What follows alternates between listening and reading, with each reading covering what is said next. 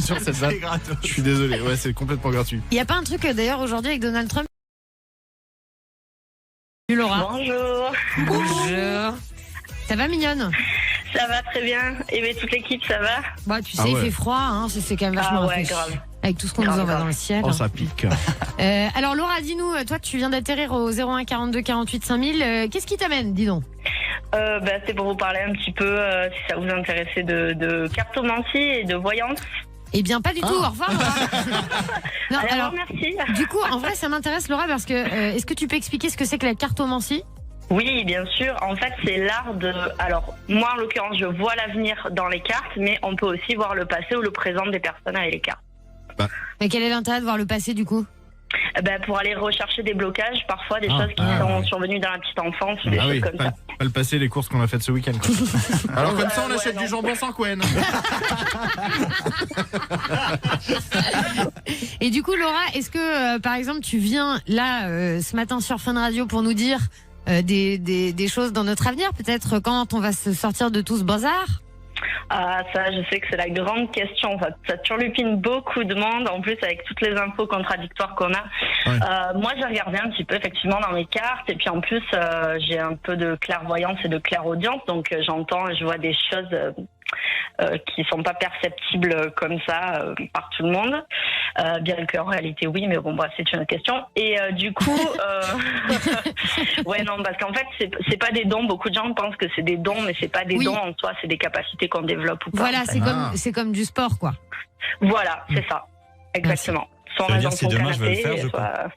Oui, okay. Peut-être pas demain, il va falloir s'entraîner un petit peu, mais ouais, bien sûr. Ouais, c'est une façon de parler, quoi. Oui.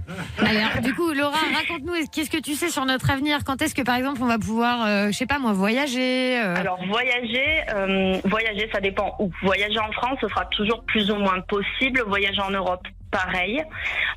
Il y aura sûrement encore des restrictions de façon ponctuelle parce que dans certains pays, l'épidémie évolue de façon plus ou moins rapide qu'en France. Par contre, pour voyager dans le monde entier, là, ça me paraît compliqué pour pouvoir vraiment être libre comme on faisait il y a 2 ans en arrière. Va falloir attendre encore bien 2 voire 3 bonnes années. Oh là là. Putain, l'angoisse. Non mais Manu, Laura, ça va pas la tête ou quoi? Sois sympa. Manu, ça va pas, tu plombes les gens là. Après, ça dépend. Mais il y a des pays, ce sera plus compliqué. Les États-Unis, ce sera plus compliqué. Les pays asiatiques, certains, ce sera plus compliqué.